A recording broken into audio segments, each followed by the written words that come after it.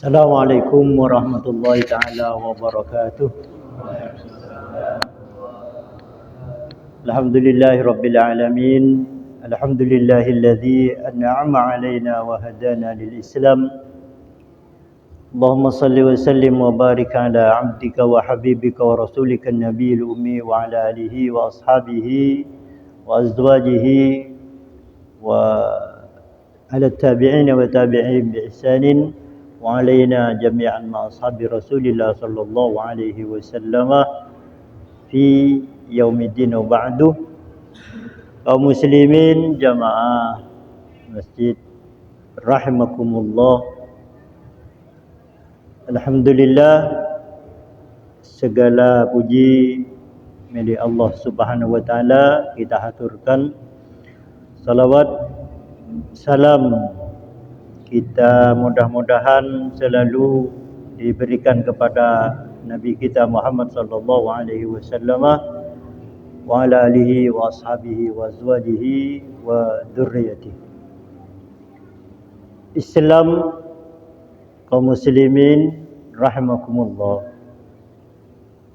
Amaliyah dalam Islam, tepatnya amaliyah atau segala bentuk aktivitas dalam Islam, dalam agama kita, agama Islam tidak lepas dari tiga hal. Dia harus tidak lepas dari tiga hal ini. Yang pertama namanya disebut dalam Al-Quran ta'assi.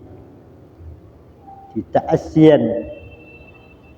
Ta'assi ini diambil dari kalimat ta'assa ya ta'assi ta'assian, ta'assa ya ta'assa ta'assian. Bakunya atau sulasinya asa, asa ya'si aswan atau asian. Arti dari ta'assi adalah mengikuti secara total dan detail. Sehingga di dalam diri Rasulullah sallallahu alaihi wasallam sebagaimana disebutkan oleh Allah dalam Al-Quran, laqad kana lakum fi Rasulillahi uswatun hasanatun. Jadi ambil dari kata asa ya'si aswan wa uswatan. Apa maknanya? Uswah ini teladan secara total dan detail. Sehingga apabila kita mengikuti itu disebut dengan muta'assi atau ta'assiyan bi Rasulillah alaihi salatu wasallam. Artinya berusaha mengikuti seluruh apa yang dilakukan Rasulullah alaihi salatu wasallam secara total dan detail. Sebagaimana disebutkan dalam hadis, kana aktsarun nasi ta'assiyan bi Rasulillah wa Abdullah ibn Umar radhiyallahu taala. Orang-orang yang paling berta'assi, artinya selalu berupaya untuk mengikuti Nabi SAW secara total adalah Sayyidina Abdullah ibn Umar ibn al-Khattab radhiyallahu ta'ala. Sehingga seluruh gerak-gerik Rasulullah, cara Rasulullah makan, cara Rasulullah berpakaian, cara Rasulullah ya beribadah, cara Rasulullah bermuamalah dengan sesama manusia, sesama umat, maka Abdullah bin Umar selalu berusaha untuk mencontoh baginda Nabi alaihissalatu wassalam. Yang pertama, dan ini dalam Al-Quran sifatnya memberitakan bahwa dalam diri Rasulullah ada uswah. Nah, sekarang apakah ada orang yang bisa muta'assi yang 100% total? Tentu saja tidak ada. Tapi kalau berusaha untuk menjadi muta'assi, itu harus. Jadi kita harus berusaha untuk bagaimana mencontoh menteladani Nabi dalam kehidupannya, kehidupan Rasulullah SAW secara total. Yang pertama. Kemudian yang kedua, ada ittiba'. Ittiba' ini diambil dari kata ittaba'a yattabi'u ittiba'an, fahuwa muttabi'un. Ittiba' artinya lebih pada perilaku atau tindakan secara pribadi. Jadi bagaimana Rasulullah ketika bermuamalah dengan sesama muslim, bagaimana Rasulullah SAW bermuamalah dengan orang yang berbeda agama, bagaimana Rasulullah bermuamalah dengan keluarga. Ini di sana terletak ada kalimat ittiba, seperti yang disebutkan dalam hadis bahwa Rasulullah SAW khadima nafsihi wa khadima ahli. Rasulullah SAW menjadi pelayan diri dan pelayan keluarga. Nah, apabila kita berusaha untuk menjadi orang yang selalu siap melayani diri sendiri dalam setiap kebutuhan diri, artinya tidak menjadikan orang lain pelayan, maka itu namanya ittiba'an di Rasulullah SAW. Ketika kita berusaha untuk selalu menjadi pelayan keluarga kita, kita yang mencari nafkah, kita yang masak, kita yang mencuci, kita itu ittiba'an di Rasulullah SAW. Bedanya dengan ta'assi tadi, tidak diteliti secara detail.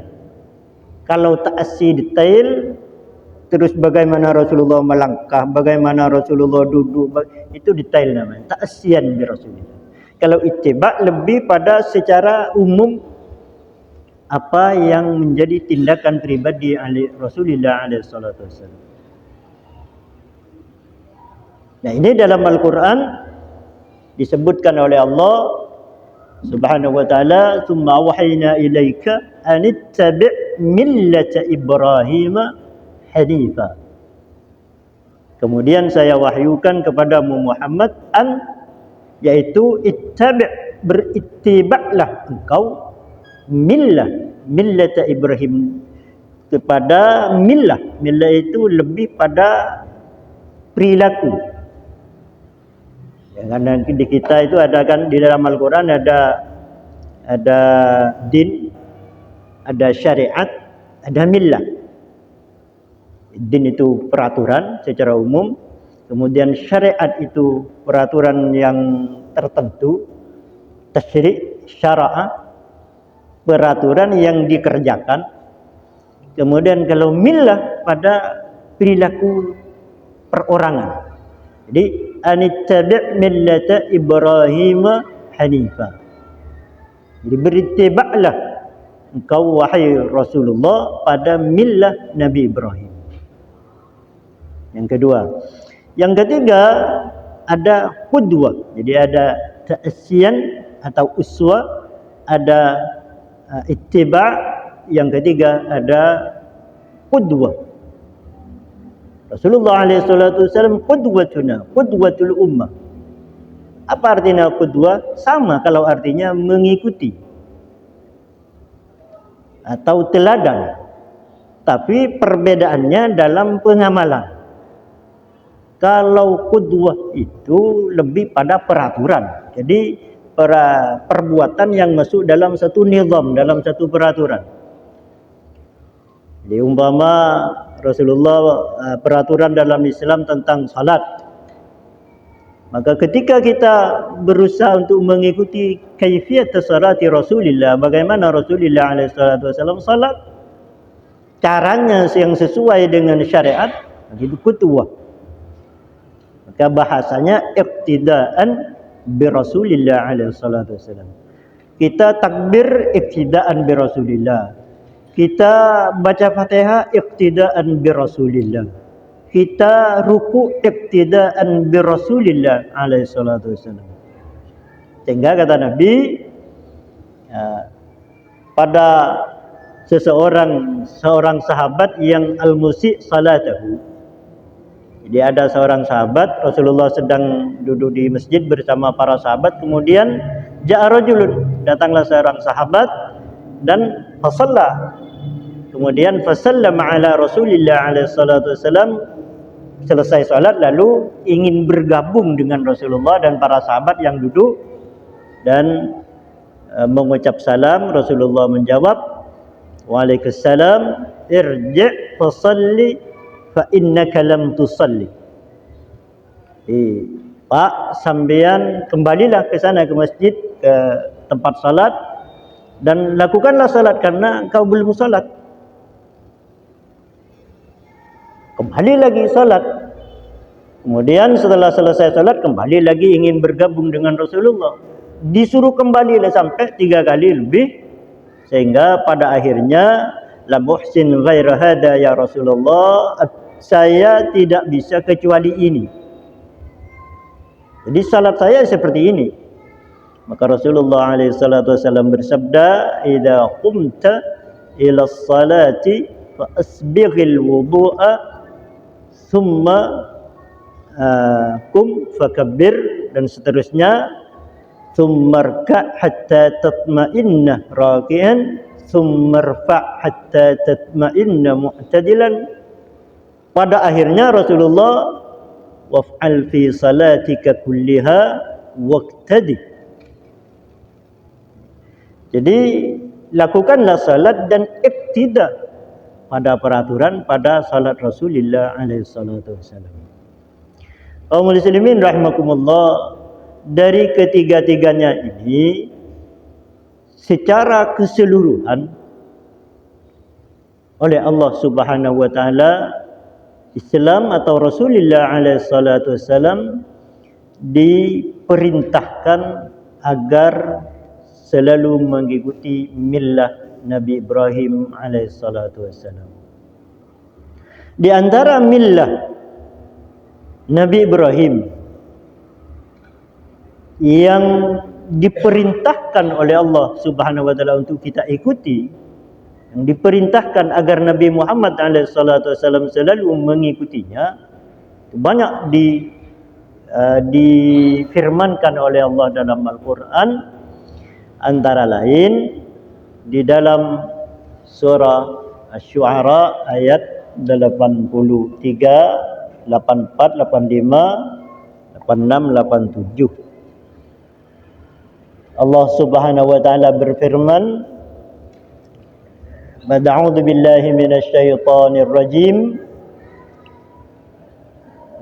Rabbi habli hukman wa alhiqni bis salihin waj'al li lisana sidqin fil akhirin waj'alni min warasati jannatin na'im."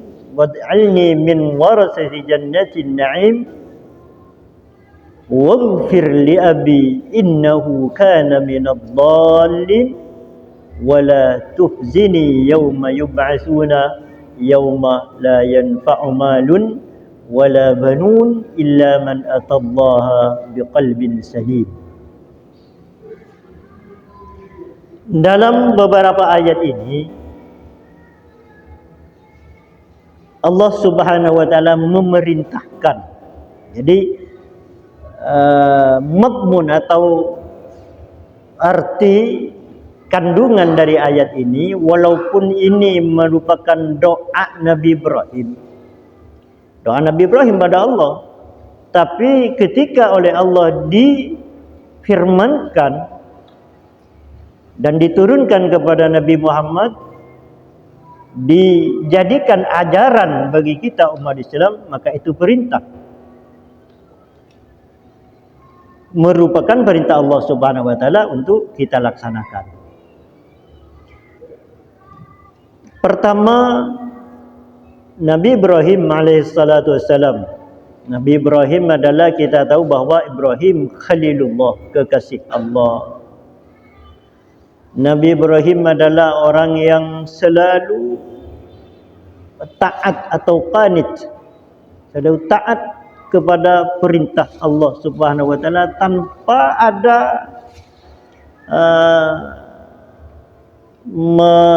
bertanya sedikit pun. Setiap begitu ada perintah pada Nabi Ibrahim tanpa ragu langsung melaksanakan setiap perintah Allah, sehingga Nabi Ibrahim alaihissalam oleh Allah disebut ummah. Inna Ibrahim kana ummah. Bayangkan seorang Nabi Ibrahim disebut umat oleh Allah. Inna Ibrahim kana ummatan qanitan lillah. Ibrahim ini umat. Artinya statusnya atau keduluannya sama seperti orang yang sangat banyak. Kenapa? Qanitan lillah, selalu muti'an, selalu patuh taat terhadap perintah Allah Subhanahu wa taala tanpa ragu sedikit pun. Setiap kali diperintah langsung melaksanakan. Bahkan perintah untuk menyembelih putranya lewat mimpi langsung tanpa ragu Nabi Ibrahim. Termasuk Nabi Ismail alaihissalam kecil, belum Nabi, juga meyakini kalau itu perintah Allah Subhanahu wa taala, taat. Nah, kaum muslimin rahimakumullah, Nabi Ibrahim yang Khalilullah, yang diberi gelar Khalil, kekasih oleh Allah Subhanahu wa taala, di antara doanya adalah dalam ayat tadi, yang pertama, Rabbi habli hukman ay ilman. Ya Allah, berikanlah saya ilmu. Yang pertama, Rabbi, wahai Tuhanku, habli hukman, berikanlah padaku hukman, ilmu. Ilmu yang bisa menghukumi, ilmu yang bisa memutuskan sesuatu, ilmu yang bisa menjalankan sesuatu, ilmu yang bisa melaksanakan banyak hal, ilmu dan seterusnya. Hukman nakira. Jadi ilmu secara umum. Nah, dari doa ini kita harus bisa metik pelajaran. Kita harus bisa mengambil uswah atau ittiba atau iqtida, bahwasanya dalam menghadapi hidup ini yang pertama harus ilmu. Rabbi habli hukman, berilah saya ilmu.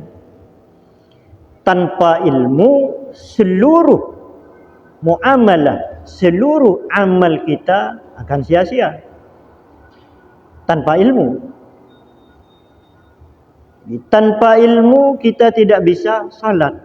Tanpa ilmu kita tidak bisa mengenal Allah. Tanpa ilmu kita tidak bisa mengenal Rasulullah. Tanpa ilmu kita tidak bisa melaksanakan kehidupan ini dengan benar. Maka yang dipinta sekaligus menjadi perintah bagi umat adalah, pertama, mintalah ilmu kepada Allah Subhanahu wa taala dan carilah serta pelajarilah ilmu Allah Subhanahu wa taala. Yang pertama. Yang kedua, ketika kita sudah melaksanakan atau sudah berusaha untuk mendapat ilmu, dan ketika kita sudah diberi ilmu oleh Allah, maka ilmu tersebut akan membawa kita pada kalimat berikutnya, wa alhiqni bis-salihin. Akan menyambungkan kita pada orang-orang yang saleh. Ilmu akan membawa kita pada kelompok orang-orang saleh. Siapa orang saleh itu? Kalau di dunia ini tidak ada orang saleh. Kalau berusaha untuk menjadi orang saleh? Ya, harus ada.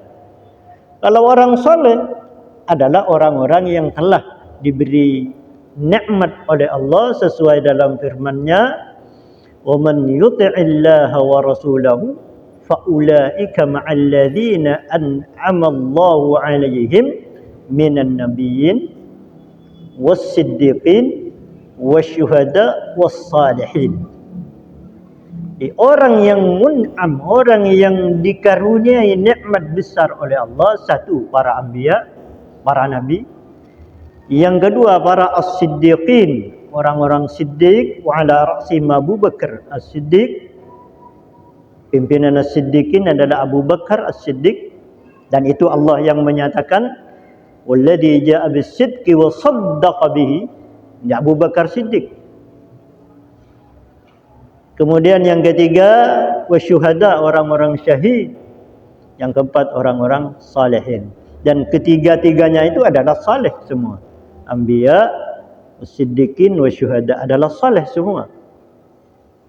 Sehingga doa para nabi semuanya, alhiqni bis salihin, alhiqni bis salihin, termasuk Nabi Yusuf, tawaffani musliman walhiqni bis salihin. Ya Allah, matikanlah saya dalam keadaan Islam dan pertemukanlah saya dengan orang-orang saleh. Walhiqni bis salihin. Rasulullah Nabi kita Muhammad alaihi salatu wasallam juga bermunajat, berdoa, memohon pada Allah, alhiqni bis salihin. Bukan alhiqni bil anbiya wal mursalin, bukan. Termasuk kita harus, ketika kita baca Fatihah dalam salat, ihdinas siratal mustaqim siratal ladzina an'amta 'alaihim. Ya Allah, tunjukilah padaku siratal mustaqim.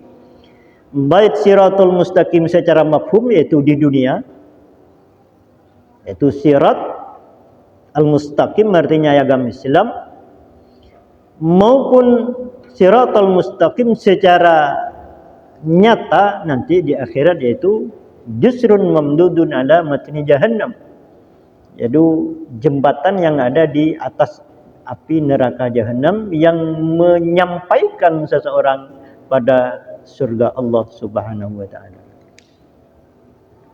Ketika kita membaca Fatihah itu, ihdinas siratal mustaqim. Apa siratal mustaqim? Siratal ladzina an'amta 'alaihim. Itu jalan orang-orang yang telah engkau beri nikmat. Siapa? Yang empat tadi. Para anbiya, as-siddiqin, wasyuhada, was-salihin. Kemudian mohon dijauhkan ghairil maghdubi 'alaihim waladdallin. Mohon ya Allah, saya jangan tunjukkan pada jalan orang-orang Yahudi dan orang-orang Nasrani. Mohon dijauhkan kepada Allah Subhanahu wa taala. Jadi kembali pada ayat bahwa ilmu yang kita pelajari, ilmu yang kita minta pada Allah akan membawa seseorang atau kita pada orang-orang saleh, bergabung dengan orang-orang salihin. Sampai di mana? Sampai di mana kita belajar ilmu. Jadi kita belajar tentang ilmu salat full, sehingga kita bisa melaksanakan salat dengan tepat, benar, sebagaimana ta'asyan bi salati Rasulillah. Maka kita akan bergabung dengan orang-orang saleh sesuai tingkatan ilmu kita. Ketika kita belajar tentang perdagangan, ilmu dagang, sehingga kita bisa melakukan perdagangan dengan benar, tepat, sebagaimana ditunjukkan dan dibimbing oleh Nabi Muhammad SAW, maka ilmu itu dan pekerjaan itu akan membawa kita pada orang-orang salihin sesuai dengan kadar ilmu kita. Nah, begitulah seterusnya. Bagaimana kita bisa memetik pelajaran, memetik ilmu dari orang-orang salihin tadi. dalam hal ibadah, dalam hal muamalah dan segalanya dalam berakidah, maka pelajarilah ilmu tentang akidah, tentang tauhid, tentang syariat, tentang muamalah dan seterusnya, agar kita bisa dibawa pada kelompok orang-orang salihin tadi, yang tak lain adalah anbiya wasiddiqin wasyuhada. Alaihi bisalihin. Yang ketiga, waj'alli lisana sidqin fil akhirin. Ya Allah, termasuk doa Nabi Ibrahim, mohon pada Allah, ya Allah, berikanlah, anugerahkanlah pada saya lisan-lisan yang baik setelah saya. Artinya mohon kepada Allah bagaimana kita setelah kita tidak ada di dunia ini agar orang membicarakannya dengan baik, membicarakan kita dengan baik. Itu lisan sidqin fil akhirin, ay fi ma ba'dal maut. Setelah kita ada di alam barzah, setelah kita ada di alam kubur, maka orang-orang termasuk anak keturunan kita, tetangga kita, teman-teman kita membicarakan kita dengan baik. Itu lisan sidqin. Itu namanya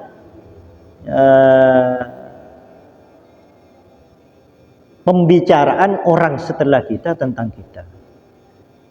Nah, sekarang kembali pada Nabi Ibrahim, berapa juta lisan yang setiap saat membicarakan atau menyebut Nabi Ibrahim dengan baik. Kita salat, seluruh umat Islam ketika salat tahiyat, salat waktu tahiyat, Allahumma salli ala Muhammad wa ala ali Muhammad kama sallaita ala Ibrahim wa ala ali Ibrahim wa barik ala Muhammad wa ala ali Muhammad kama barakta ala Ibrahim. Jadi selalu disebut dengan baik. Bahkan dia doakan, ya Allah, berilah rahmat pada Ibrahim dan keluarga Ibrahim. Berapa juta per saat, setiap saat jutaan orang menyebutkan Nabi Ibrahim dengan baik. Itu tak lepas dari permohonan Nabi Ibrahim alaihissalatu wassalam, waj'alli lisana sidqin fil akhirin.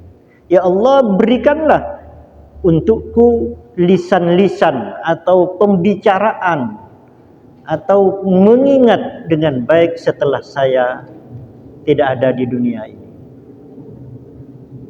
Penting kita doa itu. Dibayangkan kalau kita setelah kita meninggal, kemudian orang membicarakan keburukan kita, itu semua akan ditulis oleh Allah Subhanahu wa taala. Karena itu asar namanya. Di berapa juta lisan membicarakan keburukan Abu Jahal, Abu Lahab. Setiap orang baca surah Al-Lahab, tabbat yada abil, mengkutuk Abu Lahab. Berapa juta orang setiap saat mengutuk Fir'aun. Ketika Allah berfirman, An-naru yu'raduna 'alaiha ghuduwan wa 'ashiyya wa yaumal qiyamati adkhilu ala fir'auna asyaddal 'adzab. Itu kan mengutuk Fir'aun dan mendoakan celaka pada Fir'aun. Berapa juta lisan setiap saat. Itu kebalikan daripada Nabi Ibrahim alaihissalatu wassalam, yang setiap saat disebut dengan baik. Maka kita perlu untuk selalu mempelajari dan memetik hikmah serta memohon pada Allah dengan doa barusan, Rabbi habli hukman wa alhiqni bis salihin waj'alli lisana sidqin fil akhirin. Ya Allah, berikanlah pada saya lisan-lisan yang baik, pembicaraan yang baik setelah saya tidak ada di dunia ini. Ini namanya memetik hikmah dari asar salihin. Dan itu semua akan masuk dalam buku amal Nabi Ibrahim. Ketika kita dibicarakan baik, disebut dengan baik oleh orang-orang setelah kita, maka akan masuk dalam buku catatan kita. Itu namanya asar. Firman Allah, inna nahnu nuhyil mauta wa naktubu ma qaddamu wa atharahum wa kulla syai'in ahsaynahu fi imamin mubin. Jadi ma qaddamu amal saya, yang saya salat, saya puasa, saya zakat, saya sedekah, saya bersama duduk bersilaturahmi dan lain sebagainya, itu ma qaddamu, itu ditulis oleh Allah. Kemudian wa asar saya. Jadi saya duduk di sini, kemudian ada orang nanti setelah saya tidak ada orang yang mengamalkan kalimat yang saya katakan. Kemudian ada orang yang meniru seperti ini, itu asar namanya. Dan itu terus mengalir dan ditulis pada buku catatan amal saya.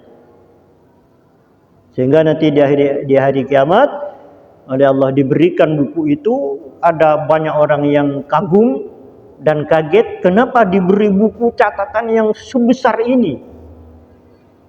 Diberikan, kata Nabi alaihi sab'ina sijillan, 70 sijil catatan, kullu sijillin maddal basar, setiap satu catatan sepanjang mata melihat. Faqala anna li hada ya Rabb, ini dapat dari mana saya? Nah, itu asar namanya. Maka itu sangat penting ketika kita berdoa dan mengambil pelajaran, Rabbi habli hukman wa alhiqni bis salihin waj'al li lisana sidqin fil akhirin. Nah, itu semuanya karena ilmu. Baik ilmu ta'assi, ilmu ittiba' atau ilmu iqtida. Ini jangan dilupakan. Kita ASEAN kita berusaha pertama iktida, kemudian ditingkatkan menjadi ittiba, kemudian kalau bisa ditingkatkan menjadi ta'assiyan bi Rasulillah alaihi salatu wassalam.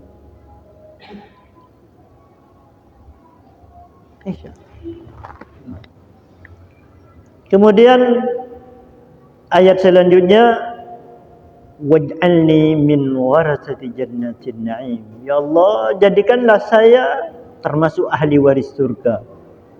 Bukan sekedar masuk surga, tapi mewarisi surga. Di dalam ayat lain Allah berfirman, tilkumul jannatul lati uristumuha. Surga ini akan Allah wariskan pada kita. Surga itu dijual oleh Allah pada kita. Apa harga dan dari apa kita membeli surga? Innallaha ishtara minal mu'minina anfusahum wa amwalahum. Jiwa dan harta. Belilah surga Allah Subhanahu wa taala dengan harta dan jiwa kita. Korbankanlah harta dan jiwa kita demi agama atau jalan Allah Subhanahu wa taala. Semampunya tentu saja. Jadi waj'alni min warasati jannatin na'im. Kemudian selanjutnya doa Nabi Ibrahim, waghfir li abi innahu kana minadh dhalin. Ya Allah, ampunilah bapak saya karena bapak saya termasuk orang-orang sesat. Dan ini doa Nabi Ibrahim untuk ayahnya dianulir atau dimansuh dengan ayat lain, وَمَا كَانَ اسْتِغْفَارُ إِبْرَاهِيمَ عَنْ أَبِيهِ إِلَّا عَنْ مَوْعِدَةٍ وَعَدَهَا إِيَّاهُ. Jadi istighfar atau permohonan ampun Nabi Ibrahim untuk ayahnya Azar adalah hanya sebatas janji, tidak terrealisasi. Kenapa? Karena ya kafir. Sudah bukan ahli, sudah bukan keluarga, karena bukan seagama. Jadi kalau sudah bukan seagama, walaupun anak, bapak, dan saudara, itu bukan ahlun namanya menurut Al-Quran.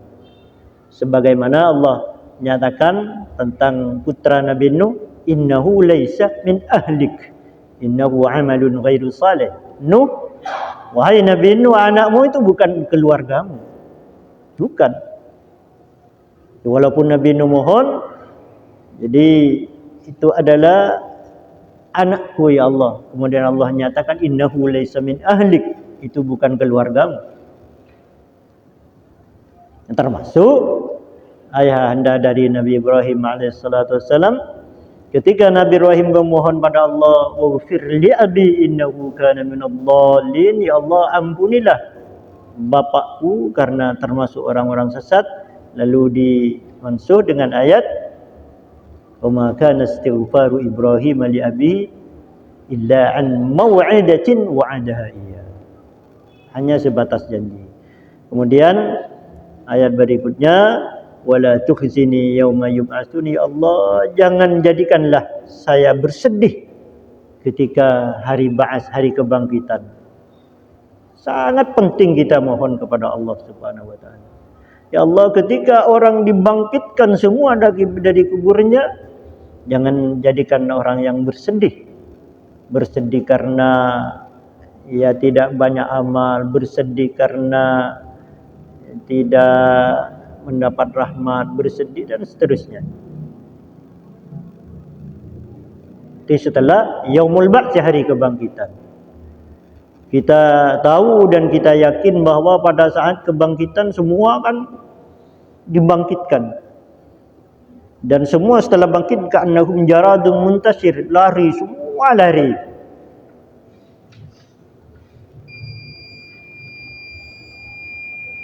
Dan wa awwalu man yuksa min ummati Muhammadin alaihi salatu wassalam, orang pertama yang diberi pakaian oleh Allah dari umat Nabi Muhammad selain para nabi adalah ada seorang wanita namanya Fatimah bintu Asad bin Hashim bin Abdi Manaf. Tak lain adalah beliau adalah bibi dari Rasulullah SAW, sepupu dari ayahnya, di Fatimah bintu Asad bin Hashim. Dia satu-satunya wanita yang pernah dipeluk oleh Rasulullah dalam kubur. Kemudian satu ini dalam hadis sahih, satu-satunya wanita yang diberi pakaian oleh Rasulullah di dalam kuburnya, dan satu-satunya wanita yang ketika Rasulullah salat takbirnya 70 kali. Bukan 4 kali, 70 kali. Iya.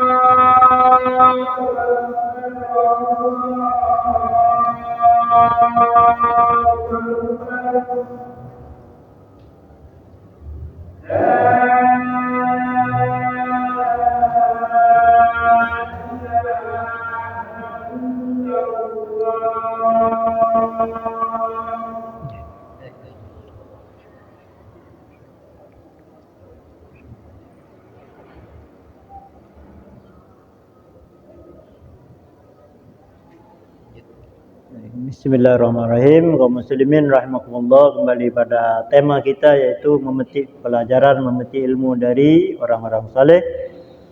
Dan di antaranya seperti yang disampaikan tadi Nabi Ibrahim, para anbiya, para siddiqin wa syuhada salihin, dan yang terakhir adalah dari kisah Fatimah bintu Asad bin Hashim bin Abdul Muttalib bin Abdi Manaf ini.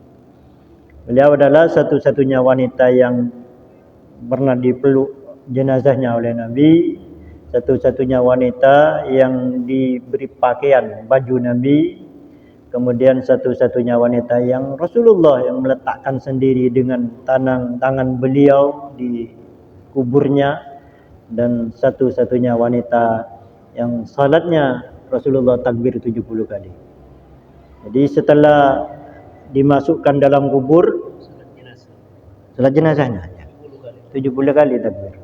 Jadi setelah dimasukkan oleh Rasulullah dalam kubur dan bersama Sayyidina Umar, Sayyidina Umar naik, Rasulullah tidur dan memeluk Fatimah dengan waktu yang agak lama.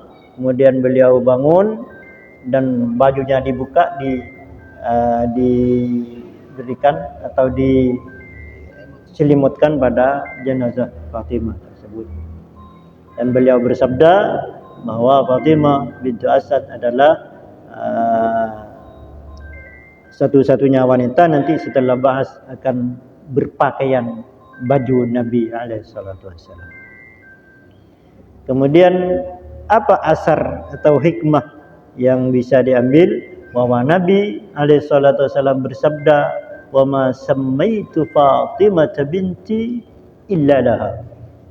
Jadi saya memberi nama Fatimah anak saya untuk mengenang Fatimah yang dulu, mengenang kebaikannya dalam membela Nabi, mengenang kebaikannya dalam mengasuh Nabi, mengenang kebaikannya dalam agama Islam secara umum.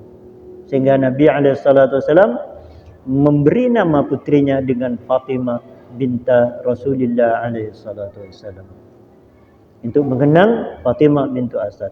Nah, dari ini kita bisa petik pelajaran bahwa bagaimana kita agar bisa mengenang orang-orang saleh, asar-asar orang saleh, sehingga menjadi pedoman dan pelajaran serta bagaimana kita melaksanakan menjalani kehidupan ini dengan tepat insyaallah subhanahu wa ta'ala.